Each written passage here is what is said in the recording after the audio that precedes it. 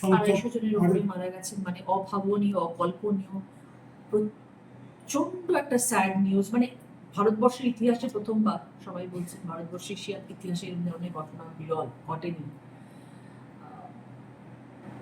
কোনো ভাষা নেই, কোনো বাক্য নেই বোঝানোর। মানে এটা যে কি সাংঘাতিক বড় একটা দুর্ঘটনা এবং কত লস, মানে কি দুঃখের, কি কষ্টে। যতবার মোবাইল খুলছি শুধু ওটাই আসছে, আর তো কিছু আসছেই না, শুধু মোবাইলে ওই দেখে যাচ্ছি, সবার চোখের জল, সবাই হাহাকার, কান্না।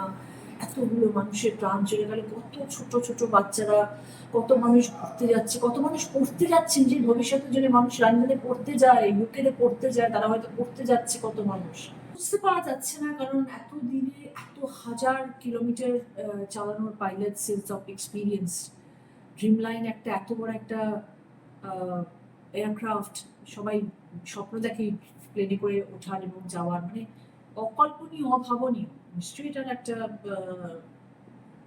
কিছু তো একটা বার করা উচিত যে কি কি যান্ত্রিক গর্জন হলো।